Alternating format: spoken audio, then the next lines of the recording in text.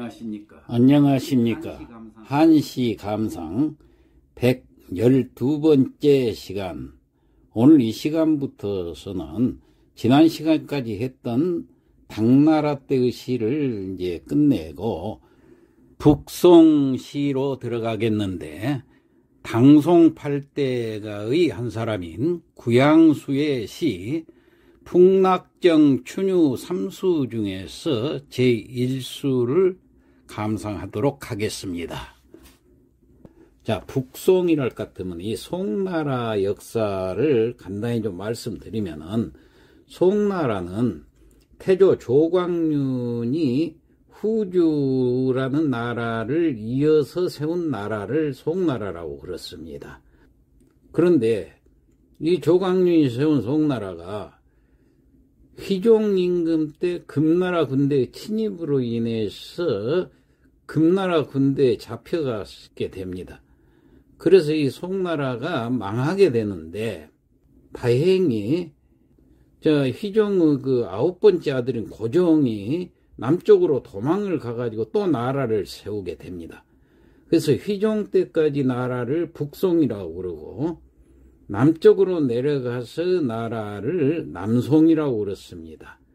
그때가 언제냐면 1125년에 남쪽으로 가거든요. 그래서 168년 동안 북송이 나라를 유지를 했고, 그 다음해인 1279년부터 송나라가 남송이라는 이름으로 고종 때부터 남쪽으로 도망와서 세웠다고 그랬죠.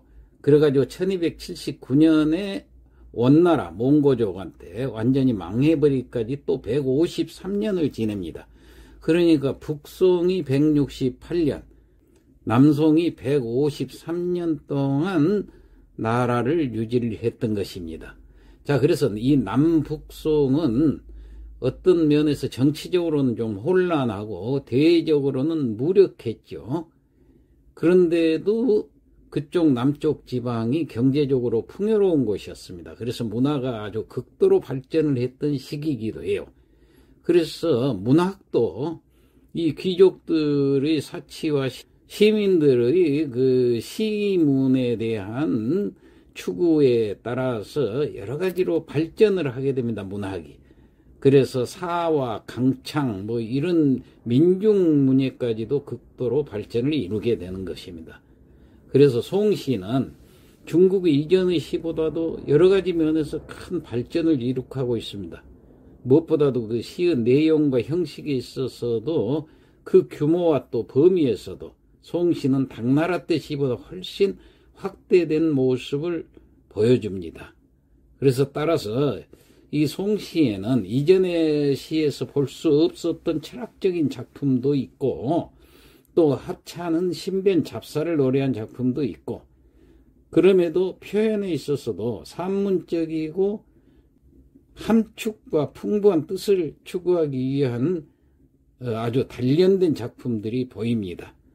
그래서 이것은 당나라 때보다도 오히려 더 발전된 시다, 이렇게 생각할 수가 있거든요. 그래서 오늘부터 이 북송시를 살펴보는데, 먼저 구양수 시를 먼저 살펴보겠습니다. 그러면 구양수라는 시는 어떤 시인이냐? 구양수는 1007년에 태어나서 1072년까지 살았던 사람인데, 자가 영숙이고 호가 취용입니다. 6일 거사로 북송시대 길주 여릉 사람입니다. 여릉이랄 것 같으면 지금의 강소성 기란현을 말합니다. 이 구양수는 4살 때 부친을 여의고, 집안이 가난하였지만은 학문에 정진을 해서 인종 8년에 진사에 급제하였고, 그 후에 추밀부사, 참지정사 등의 그 요직을 역임했던 시인입니다. 그는 또한 문장에도 재주가 있어서 산문으로서는 당송 8대가의 대열에 끼었고, 시와 사에서도 걸출한 작품을 남겼습니다. 문집으로 구양 문충공집이 있습니다. 자, 그러면은 구양수의 풍락정 춘유 3수를 살펴보겠는데, 3수 중에서 기1, 그러니까 풍락정 춘유를 살펴보겠습니다. 풍락정이라 할 것 같으면은 구양수가 그 저주 태수로 있을 때 교회의 낭야산이라는 유곡천 옆에 세운 정자를 말합니다. 그래서 이 시는 이 정자에서 봄놀이를 하면서 지은 겁니다. 춘유는 봄놀이란 뜻이죠. 봄춘자, 놀유자. 그래서 풍락정이라는 정자에서 봄놀이를 하면서 지은 시다. 이렇게 생각하고 우리가 감상을 하겠습니다. 자, 먼저 첫 구를 볼까요? 녹수교가 산조제라.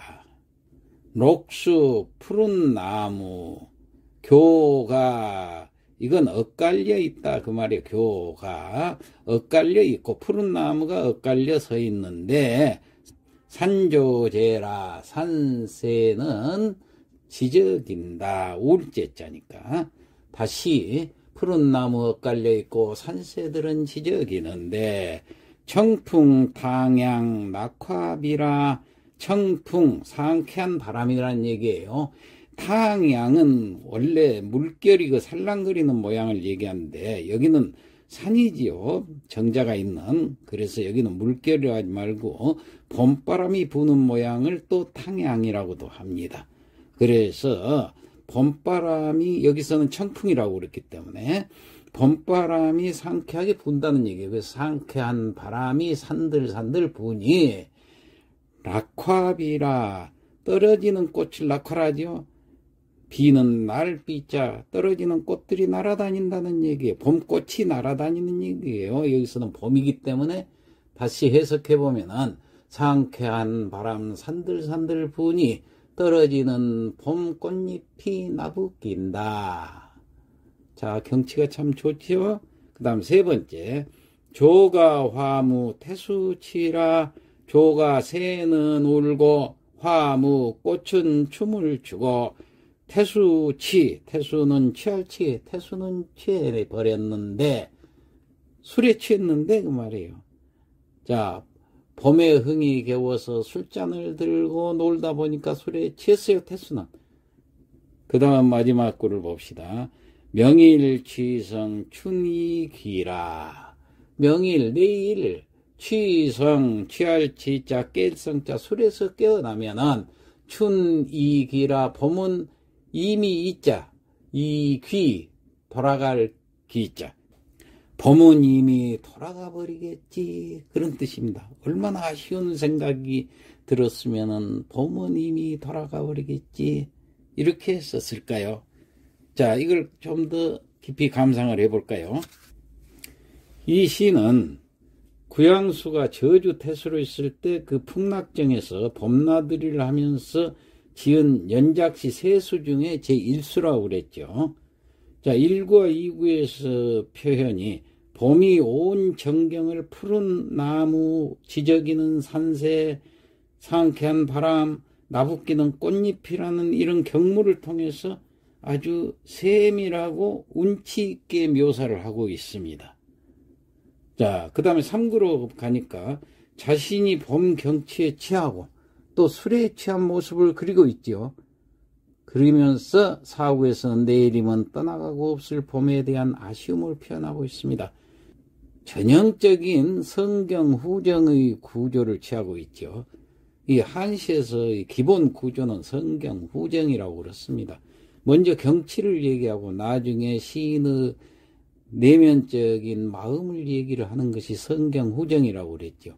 여기서 1, 2구는 봄의 정경을 아주 경물을 통해서 세밀하게 운치 있게 표현을 했잖아요. 그러니까 선경입니다. 후정은 3구에 보니까 술에 취해 있고 4구에 술 깨고 나면은 내일은 봄은 떠나고 없겠지 하는 그 시인의 마음을 여기다가 적었잖아요. 그래서 후정입니다.